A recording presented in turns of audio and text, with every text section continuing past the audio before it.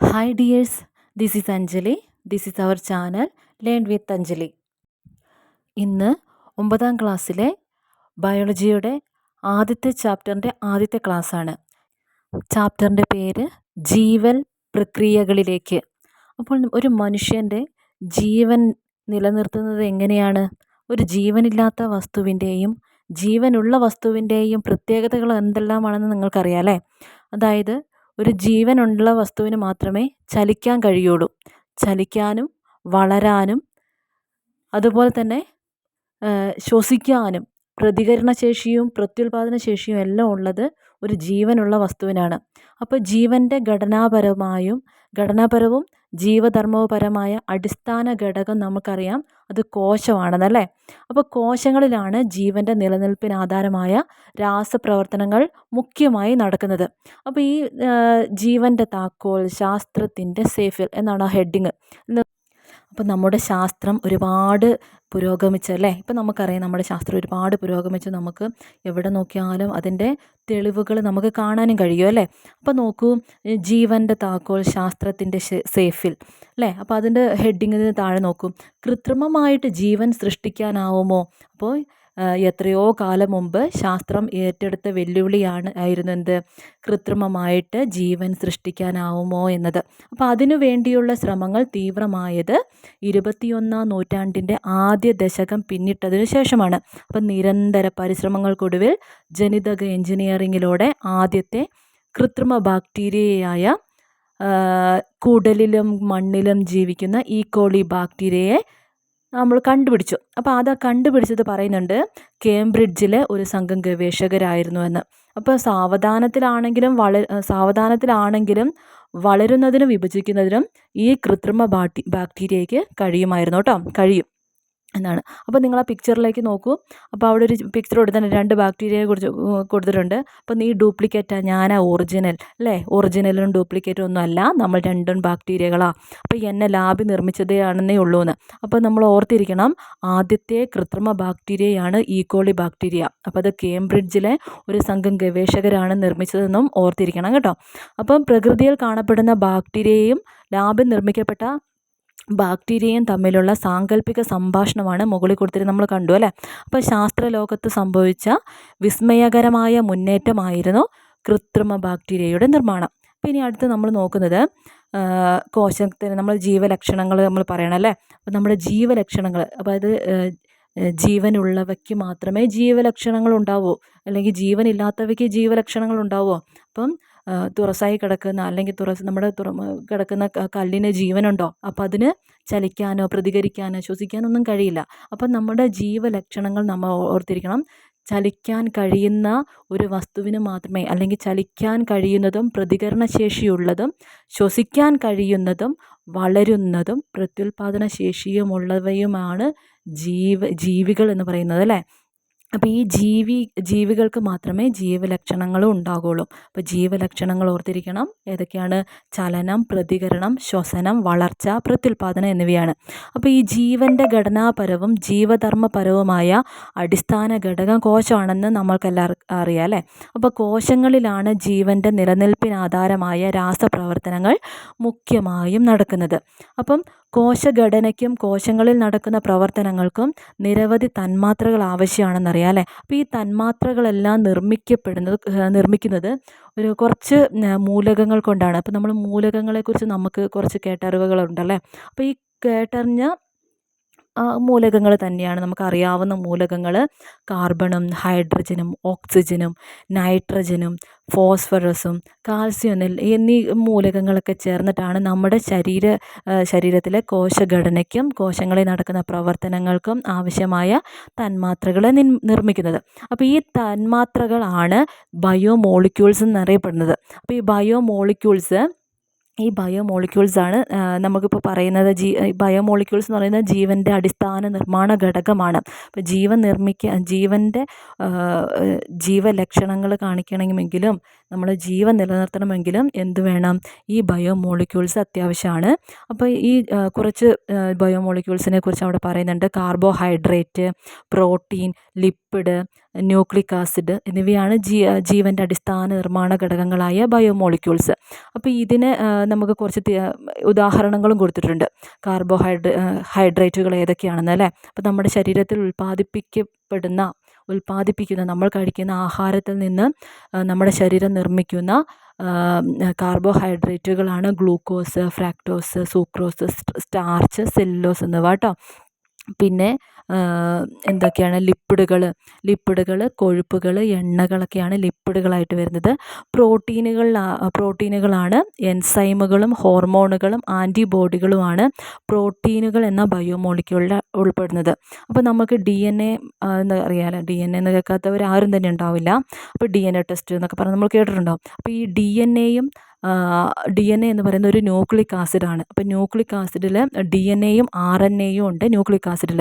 അപ്പോൾ ഈ ന്യൂക്ലിക് ആസിഡും എന്താണ്? ഒരു ബയോമോളിക്യൂളാണെന്ന് ഓർത്തിരിക്കണം. അപ്പോൾ ബയോമോളിക്യൂളുകൾ കാർബോഹൈഡ്രേറ്റുകൾ, ലിപ്പിഡുകൾ, പ്രോട്ടീനുകൾ, ന്യൂക്ലിക് ആസിഡുകൾ. അപ്പോൾ അപ്പോൾ നമ്മൾ ഈ 4 ബയോമോളിക്യൂളുകളെ പറഞ്ഞു. അപ്പോൾ ആ ബയോമോളിക്യൂളിൻ്റെ ഉദാഹരണവും പഠിച്ചിരിക്കണം. അപ്പം കാർബോഹൈഡ്രേറ്റുകൾക്ക് ഉദാഹരണമാണ് glucose, fructose, sucrose, starch, cellulose. ലിപ്പിഡുകൾക്ക് ഉദാഹരണമാണ് കൊഴുപ്പുകൾ, എണ്ണകൾ, എൻസൈമുകൾ. പ്രോട്ടീനുകൾക്ക് ഉദാഹരണമാണ് എൻസൈമുകൾ, ഹോർമോണുകൾ, ആൻറ്റിബോഡികൾ. നേരത്തെ പറഞ്ഞത് ലിപ്പിഡുകൾക്ക് ഉദാഹരണം കൊഴുപ്പുകളും എണ്ണകളും മാത്രമേ ഉള്ളൂ കേട്ടോ. അപ്പം ന്യൂക്ലിക് ആസിഡുകളിൽ DNAയും RNAയും. അപ്പോൾ അത്ര ഓർത്തിരിക്കണേ. ഇനി അടുത്തത് നമ്മൾ എന്താണ് മെറ്റാബോളിസം എന്നാണ് നോക്കുന്നത്. മെറ്റാബോളിസം ബയോമോളിക്യൂളുകളും മറ്റനവധി രാസഘടകങ്ങളും ചേർന്ന് നടത്തുന്ന പ്രവർത്തനങ്ങളിലൂടെയാണ് ജീവലക്ഷണങ്ങളെല്ലാം പ്രകടമാകുന്നത്. അപ്പം നമ്മുടെ ജീവലക്ഷണങ്ങളെല്ലാം എന്ന് പറഞ്ഞിട്ടുണ്ടെങ്കിൽ നമ്മൾ പറഞ്ഞു, ജീവലക്ഷണങ്ങൾ ചലനവും പ്രതികരണവും ശ്വസനവും വളർച്ചയും പ്രത്യുൽപാദനവും എല്ലാം നമ്മുടെ ജീവലക്ഷണങ്ങളാണെന്നല്ലേ.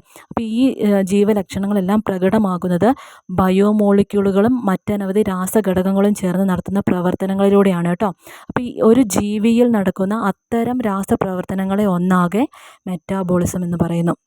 എന്നോട് പറയാം, ബയോമോളിക്യൂളുകളും മറ്റനവധി രാസഘടകങ്ങളും ചേർന്ന് നടത്തുന്ന പ്രവർത്തനങ്ങളിലൂടെയാണ് ജീവലക്ഷണങ്ങളെല്ലാം പ്രകടമാകുന്നത്. അപ്പോൾ ഒരു ജീവിയിൽ നടക്കുന്ന അത്തരം രാസപ്രവർത്തനങ്ങളെ ഒന്നാകെ മെറ്റാബോളിസം എന്ന് പറയുന്നു. ഓക്കെ. അപ്പോൾ ഇനി മെറ്റാബോളിസത്തെ നമ്മൾ 2ആയി തരംതിരിക്കുന്നുണ്ട്. അപ്പം 2ആയി തരംതിരിച്ചത്, ഒന്ന് അനാബോളിസവും 2 കാറ്റാബോളിസവും. അപ്പോൾ ഒന്നാമത്തെ അനാബോളിസം എന്ന് പറയുന്നത് തന്മാത്രകളെ കൂട്ടിച്ചേർക്കുന്ന മെറ്റാബോളിസത്തെയാണ് അനാബോളിസം എന്ന് പറയുന്നത്. അപ്പോൾ ഉദാഹരണം പറയാൻ, നമ്മുടെ കാർബൺ ഡൈ ഓക്സൈഡും ജലവും ചേർന്ന് ഗ്ലൂക്കോസ് നിർമ്മിക്കുന്ന നമ്മുടെ പ്രകാശ സംശ്ലേഷണം നമ്മൾ കേട്ടിട്ടുണ്ടാവും. സസ്യങ്ങൾക്ക് ആവശ്യമായിട്ടുള്ള ഗ്ലൂക്കോസ് നിർമ്മിക്കുന്നത് നമ്മുടെ പ്രകാശത്തിൻ്റെയൊക്കെ സാന്നിധ്യത്തിലല്ലേ. പ്രകാശ സംശ്ലേഷണം, കാർബൺ ഡൈ ഓക്സൈഡും ജലവും ഉപയോഗിച്ച് സസ്യങ്ങൾ ഗ്ലൂക്കോസ് നിർമ്മിക്കുന്നത് പ്രകാശ സംശ്ലേഷണത്തിലൂടെയാണ് അല്ലേ. അപ്പോൾ അത് നമുക്കൊരു അനാബോളിസമായിട്ട് പറയാം. അപ്പോൾ കെറ്റാബോളിസം എന്ന് പറയുന്നത് പ്രോട്ടീൻ വിഘടനമാണ്. പ്രോട്ടീൻ വിഘടിച്ച് അമിനോ ആസിഡുകളായി മാറുന്നതിനെയാണ് അമിനോ ആസിഡുകളായി മാറുന്നത് കെറ്റാബോളിസം എന്ന് പറയുന്നത്. അപ്പോൾ പ്രോട്ടീനുകൾ നമ്മൾ പറഞ്ഞു ഏതൊക്കെയാണ്? എൻസൈമുകളും ഹോർമോണുകളും ആൻറ്റിബോഡികളുമാണ് പ്രോട്ടീനുകൾ. അപ്പോൾ ഈ പ്രോട്ടീനുകളെല്ലാം വിഘടിച്ച് അമിനോ ആസിഡുകളായി മാറുന്നതാണ് കാറ്റാബോളിസം.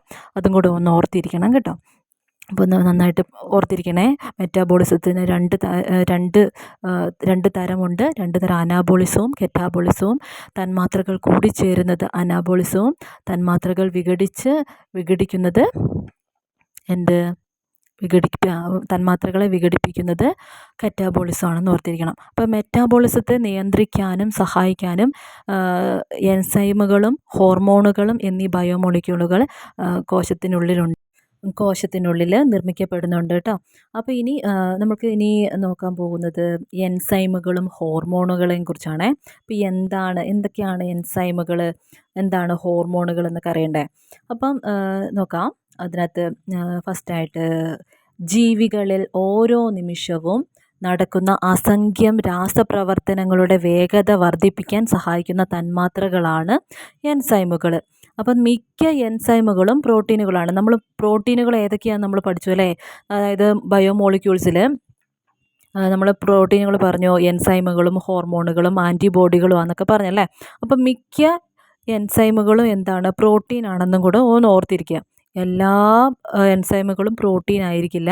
അപ്പം അതായത് മിക്ക എൻസൈമുകളും പ്രോട്ടീനാണ്. അപ്പോൾ അതിന് ഉദാഹരണമാണ് ഇവിടെ പറയുന്നത്.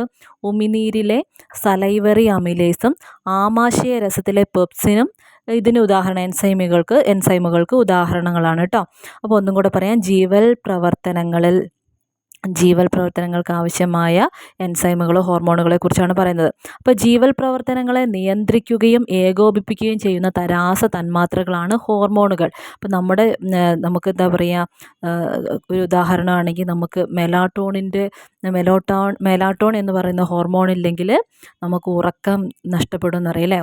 നമ്മുടെ ഉറക്കത്തിൻ്റെ എല്ലാം ഉറക്കത്തിനെ നിയന്ത്രിക്കുന്നത് മെലാട്ടോൺ എന്ന് പറയുന്ന ഹോർമോണാണ്. അപ്പോൾ നമ്മുടെ ശരീരത്തിലെ ജീവൽ പ്രവർത്തനങ്ങളെ നിയന്ത്രിക്കുകയും ഏകോപിപ്പിക്കുകയും ചെയ്യുന്ന കുറേ തന്മാത്രകളാണ് ഹോർമോൺ. നമ്മുടെ ശരീരത്തിൽ അനേകം ഹോർമോണുകളുണ്ട്. അപ്പോൾ ഇവയെ ഉൽപ്പാദിപ്പിക്കുന്നത്, ഈ ഹോർമോണുകളെല്ലാം ഉൽപ്പാദിപ്പിക്കുന്നത് വിവിധ എൻഡോക്രൈൻ ഗ്രന്ഥികളാണ് കേട്ടോ. അപ്പോൾ അതും കൂടെ ഒന്ന് ഓർത്തിരിക്കണേ. അപ്പം ഇപ്പോൾ ഇതിനകത്ത് പറഞ്ഞിരിക്കുന്ന ലൈംഗിക അവയവങ്ങളുടെ പ്രവർത്തനത്തെ നിയന്ത്രിക്കുന്ന ടെസ്റ്റോസ്റ്റിറോൺ, ഈസ്ട്രോജൻ, പ്രൊജസ്ട്രോൺ എന്നിവ ഹോർമോണുകൾക്ക് ഉദാഹരണമാണ് എന്ന്. അപ്പോൾ നമുക്ക് അറിയാവുന്ന ഹോർമോൺ മെലാട്ടോണിൻ ഒന്ന് ഓർത്തിരിക്കണം. നമ്മുടെ ഉറക്കം നമുക്ക് ഏറ്റവും എന്താ പറയുക, നമുക്ക് അനിവാര്യമായിട്ടുള്ള നമ്മുടെ ഉറക്കത്തിനെ നമ്മൾ നമുക്ക് കാര്യമായി നിയന്ത്രിക്കുന്ന എന്താണ്, ഒരു ഹോർമോണാണ് മെലാട്ടോണിൻ എന്നും കൂടെ ഒന്ന് ഓർത്തിരിക്കുക. ഒരു ഹോർമോണിൻ്റെ പേരാണെന്നും കൂടെ ഒന്ന് ഓർത്തിരിക്കുക കേട്ടോ. പിന്നെ അടുത്തത് ജീവികളിൽ മെറ്റാബോളിസത്തിന് ആവശ്യമായ ചില ഘടകങ്ങൾ കോശത്തിനുള്ളിൽ നിർമ്മിക്കപ്പെടുന്നുണ്ടെന്ന് നമ്മൾ മനസ്സിലാക്കിയല്ലേ. അപ്പം മെറ്റാബോളിസത്തിന് ആവശ്യമായ മറ്റനവധി ഘടകങ്ങൾ അവയുടെ ബാഹ്യ പരിസ്ഥിതിയിൽ നിന്നാണ് നമുക്ക് ലഭിക്കുന്നത്. അപ്പോൾ നമുക്ക് ആവശ്യമായിട്ടുള്ള പദാർത്ഥങ്ങളുണ്ടല്ലോ, അതായത് ഈ പദാർത്ഥങ്ങൾ മുഴുവൻ നമുക്ക് എങ്ങനെയാണ് ആഹാരം എന്താണ് ഒരു പദാർത്ഥമായിട്ട് നമുക്കതിനകത്ത് കൂട്ടിക്കൂടെ. അപ്പോൾ ഈ ആഹാരം നമുക്കത് പുറത്തുനിന്ന് വരുന്ന സാധനം, നമ്മുടെ ശരീരം ഉൽപ്പാദിപ്പിക്കുന്നില്ലല്ലോ. നമുക്ക് ആവശ്യമായ ആഹാരത്തിലൂടെയുണ്ട് എന്തുണ്ട്, ഈ മെറ്റാബോളിസത്തിന് നമ്മൾ പദാർത്ഥങ്ങൾ ആവശ്യമുണ്ട്. അതിനകത്ത് പല സാധനങ്ങളും ഉണ്ടാവും അല്ലേ. നമ്മൾ കഴിക്കുന്നത് വെള്ളമായാലും ആഹാര പദാർത്ഥങ്ങളായാലും എന്ത് സാധനമായാലും നമ്മുടെ ശരീരത്തിനുള്ളിലേക്ക് പ്രവേശിച്ചാലേ അത് എന്ത് ചെയ്യുള്ളൂ, അത് പ്രവർത്തിക്കുകയുള്ളൂ. അതിനെ ദഹിച്ച് അതിനൊരു രീതിയിലായി മാറി നമ്മുടെ ശരീരം ആഗിരണം ചെയ്തെടുത്ത് അതിനെ പല ബയോമോളിക്യൂളുകളാക്കി മാറ്റി നമ്മുടെ ശരീരത്തിന് ഏതൊക്കെ രീതിയിൽ ആവശ്യമാണോ എന്ന രീതിയിൽ അത് മാറ്റിയെടുക്കുന്നു. അപ്പോൾ ഹോർമോണുകൾ ഉൽപ്പാദിപ്പിക്കാൻ വേണ്ടിയിട്ടുള്ള പ്രോട്ടീനുകൾ നമ്മൾ കഴിക്കുകയാണെങ്കിൽ, ആ ഹോർമോണുകൾ ഉൽപ്പാദിപ്പിക്കാൻ വേണ്ടിയിട്ടുള്ള പ്രോട്ടീൻ കഴിക്കുകയാണെങ്കിൽ നമുക്ക് അതിനനുസരിച്ചുള്ള എന്തുണ്ടാകും, ഹോർമോണുകൾ കൂടും. അപ്പോൾ അതേപോലെ തന്നെയാണ് കാർബോഹൈഡ്രേറ്റുകളും ഓക്കെ. അപ്പോൾ നമുക്ക് ഇവിടെ പറയുന്നുണ്ട് നമ്മുടെ ഏകകോശ ജീവികൾ. നമ്മൾ ഏകകോശ ജീവികളാണോ? അല്ല, നമ്മൾ ബഹുകോശ ജീവികളാണ്. നമുക്ക് ഒരുപാട് കോശങ്ങളുണ്ട് നമ്മുടെ ശരീരത്തിൽ അല്ലേ. ഒന്നിലധികം കോശങ്ങളുള്ളത് കൊണ്ട് നമ്മൾ ബഹുകോശ ജീവികളാണ്. അപ്പോൾ അപ്പോൾ നമ്മൾ ഏകകോശ ജീവികളായിട്ടുള്ള അമീബയുടെ ആഹാരം അത് പുറത്തുനിന്നല്ല വരുന്നത്. ഉള്ളിൽ എന്തായാലും അതിന് സ്വന്തമായിട്ട് എന്ത് ചെയ്യാൻ പറ്റില്ല, അതൊരു സസ്യമല്ല സ്വന്തമായിട്ട് ആഹാരം പാകം ചെയ്യണമെങ്കിൽ. അപ്പോൾ അതിന് പുറത്തു നിന്നും ആഹാരം ഉള്ളിലേക്ക് വരണം. അപ്പോൾ അതിൻ്റെ ബാഹ്യ പരിസരത്ത് നിന്നും അതിൻ്റെ ആഹാരം അതിൻ്റെ കോശസ്തരത്തിലൂടെ കോശദ്രവ്യത്തിനകത്തേക്ക് പ്രവേശിക്കുന്നു. അങ്ങനെയാണ് അതിൻ്റെ മെറ്റാബോളിസം എല്ലാം ശരിയായ രീതിയിൽ നടക്കുന്നത് കേട്ടോ. അപ്പോൾ ഇനി നമുക്ക് ബഹുകോശ ജീവികളായ ജന്തുക്കൾ ബാഹ്യ പരിസ്ഥിതിയിൽ നിന്നും സ്വീകരിക്കുന്ന പദാർത്ഥങ്ങൾ ചില മാറ്റങ്ങൾക്ക് വിധേയമായി കോശങ്ങൾക്കിടയിൽ ദ്രവത്തിലേക്ക് എത്തുന്നു. അതായത് നമ്മൾ കഴിക്കുന്ന ആഹാരങ്ങൾ നമ്മുടെ പല്ലിൽ നിന്നും വായിൽ നിന്നും എന്ത് ചെയ്യുന്നുണ്ട്, ഒരുപാട് മാറ്റം വരുന്നിട്ടല്ലേ. ഒരു ചവച്ചരച്ച് അതിന് മാറ്റങ്ങൾ സംഭവിച്ച് ആമാശയത്തിലെത്തി വീണ്ടും അതിൻ്റെ സ്ട്രക്ചറിനും അതിൻ്റെ ഘടനയ്ക്കും എല്ലാം മാറ്റം വന്നു. വീണ്ടും നമുക്ക് നമ്മുടെ ശരീരത്തിന് അത് കോശസ്തരത്തിലേക്ക് മാറുകയാണ്. കോശങ്ങൾക്കിടയിൽ ദ്രവത്തിലേക്ക് എത്തി അവിടെ നിന്നും കോശസ്തരത്തിലൂടെ കോശദ്രവ്യത്തിലേക്ക് പ്രവേശിക്കുന്നു. അപ്പോൾ അങ്ങനെയാണ് കോശദ്രവ്യത്തിലേക്ക് പ്രവേശിക്കുന്നതിലൂടെയാണ് അവിടെ നിന്നുമാണ് നമുക്ക് ആവശ്യമായിട്ടുള്ള മെറ്റാബോളിസത്തിന് ആവശ്യമായിട്ടുള്ള ഈ ബയോമോളിക്യൂൾസ് ആയി മാറുന്നത് കേട്ടോ. അപ്പോൾ അതും കൂടെ ഒന്ന് ഓർത്തിരിക്കണേ. പിന്നെ സസ്യങ്ങൾ ബാഹ്യ പരിസ്ഥിതിയിൽ നിന്ന് പദാർത്ഥങ്ങൾ വിവിധ മാർഗങ്ങളിലൂടെയാണ് കോശദ്രവ്യത്തിലേക്ക് പ്രവേശിക്കുന്നത്. അതായത് നമുക്കറിയാം അതായത് വിവിധ മാർഗങ്ങളിലൂടെ എന്ന് പറഞ്ഞല്ലോ. അതായത് 3 തരത്തിലൂടെ ഇവിടെ പറയുന്നുണ്ട്. കോശഭിത്തിയിലൂടെ, കോശങ്ങൾക്കിടയിലുള്ള സ്ഥലത്തിലൂടെയൊക്കെയാണ്. അതായത് നമുക്കറിയാം സസ്യങ്ങൾക്ക് വേരുണ്ട് അല്ലേ? വേരിലൂടെ നമുക്കത് വെള്ളം വലിച്ചെടുക്കുന്നതൊക്കെ നമുക്ക് കണ്ടിട്ടുണ്ട്. അപ്പോൾ അതിൻ്റെ സൂക്ഷ്മ സുഷിരങ്ങൾ അതായത് തണ്ടിൻ്റെ ഇടയ്ക്കൂടെയും തണ്ടിൻ്റെ സൂക്ഷ്മ സുഷിരങ്ങളിലൂടെയൊക്കെ എന്ത് ചെയ്യുന്നുണ്ട്, അതിൻ്റെ പദാർത്ഥങ്ങൾ ഉള്ളിലേക്ക് ചെല്ലുന്നുണ്ട്. അപ്പോൾ അത് നമുക്ക് നോക്കാം. കോശഭിത്തിയിലൂടെ, കോശങ്ങൾക്കിടയിലുള്ള സ്ഥലത്തിലൂടെ, പിന്നെ തൊട്ടടുത്ത കോശങ്ങളെ ബന്ധിപ്പിക്കുന്ന പ്ലാസ്മോഡെസ്മാറ്റ എന്ന കോശദ്രവ്യ പാതകളിലൂടെയും പദാർത്ഥങ്ങൾ കോശദ്രവ്യത്തിലേക്ക് പ്രവേശിക്കുന്നുണ്ട്. അപ്പോൾ ഒരു കോശത്തിൽ നിന്ന് മറ്റൊന്നിലേക്ക് പ്ലാസ്മ സ്തരത്തിലൂടെയും സസ്യങ്ങളിൽ പദാർത്ഥങ്ങൾ സസ്യങ്ങൾക്കുള്ളിലേക്ക് പ്രവേശിക്കുന്നുണ്ട് എന്നും കൂടെ ഓർത്തിരിക്കുക കേട്ടോ.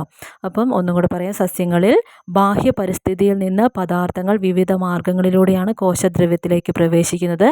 കോശഭിത്തിയിലൂടെ, കോശങ്ങൾക്കിടയിലുള്ള സ്ഥലത്തിലൂടെ, തൊട്ടടുത്ത കോശങ്ങളെ ബന്ധിപ്പിക്കുന്ന പ്ലാസ്മോഡെസ്മാറ്റ എന്ന കോശദ്രവ്യ പാതകളിലൂടെ രണ്ടാമത്തത്. മൂന്നാമത്തത് ഒരു കോശത്തിൽ നിന്ന് മറ്റൊന്നിലേക്ക് പ്ലാസ്മ സ്തരത്തിലൂടെ. അപ്പോൾ നോക്കൂ, അവിടെ ഒരു ചോദ്യം വന്നിട്ടുണ്ട് അല്ലേ? ബാഹ്യ പരിസ്ഥിതിയെ പോലെ ആന്തര പരിസ്ഥിതി ഉണ്ടോ എന്ന്. അപ്പോൾ ഒരു കുട്ടിയുടെ സംശയമായിട്ടാണ് നമുക്ക് കൊടുത്തിരിക്കുന്നത് അല്ലേ? അപ്പോൾ അത് ആന്തര പരിസ്ഥിതി ഉണ്ടാവുമോ? ബാഹ്യ പരിസ്ഥിതി എന്ന് പറഞ്ഞിട്ടുണ്ടെങ്കിൽ നമ്മൾ പുറത്തെയാണ് അല്ലേ? പുറത്തെ പരിസ്ഥിതിയാണ് നമ്മൾ ബാഹ്യം, പുറമേ എന്ന് പറയും. അപ്പോൾ ആന്തര പരിസ്ഥിതി, നമ്മുടെ ഉള്ളിലും പരിസ്ഥിതി ഉണ്ടോ എന്നാണ് പറയുന്നത്. അപ്പോൾ അതിനകത്ത് അവിടെ നമുക്കിവിടെ ഒരു ബോക്സ് കൊടുത്തിട്ടുണ്ട്. അപ്പോൾ ജന്തുക്കളിൽ കോശങ്ങൾക്കിടയിലെ സ്ഥലത്തു കാണപ്പെടുന്ന ദ്രവം അഥവാ എക്സ്ട്രാ സെല്ലുലാർ ദ്രവം ആന്തര പരിസ്ഥിതിയായി വർത്തിക്കുന്നു.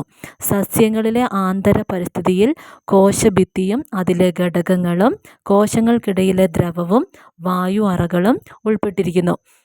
അപ്പോൾ ആന്തര പരിസ്ഥിതിയുടെ ഘടന സ്ഥിരമായി നിലനിർത്തുന്നതിനെ സമസ്ഥിതി പാലനം എന്ന് പറയുന്നു. മെറ്റാബോളിസം സുഗമമായി നടക്കുന്നതിന് ആന്തര സമസ്ഥിതി നിലനിർത്തപ്പെടേണ്ടതുണ്ട്. അപ്പോൾ ആന്തര പരിസ്ഥിതിയുടെ രാസഘടന തകിടം മറിഞ്ഞാൽ ജീവന് ഭീഷണിയാകും. അപ്പോൾ ആന്തര പരിസ്ഥിതിയുടെ ഘടന സ്ഥിരമായി നിലനിർത്തുന്നതിന് ആർക്ക് കഴിയണം? മെറ്റാബോളിസത്തിന് കഴിയണം. അപ്പോൾ എനിക്ക് മെറ്റാബോളിസം സുഗമമായി നടക്കണം കേട്ടോ. അപ്പം ഇന്നത്തെ ക്ലാസ് ഇത്രയേ ഉള്ളൂ. അപ്പോൾ ഇതിൻ്റെ തുടർച്ചയായ ക്ലാസ് അടുത്ത ദിവസം ഉണ്ടായിരിക്കും. അപ്പം ക്ലാസ്സിൻ്റെ ഫീഡ്ബാക്ക്സ് എല്ലാവരും അറിയിക്കണം. ക്ലാസ് ഇഷ്ടമായിട്ടുണ്ടെങ്കിൽ ലൈക്ക് ചെയ്യണം. അപ്പോൾ വീണ്ടും കാണാം അടുത്ത ക്ലാസ്സിലൂടെ. എല്ലാവർക്കും നന്ദി. നല്ലൊരു ദിവസം ആശംസിക്കുന്നു.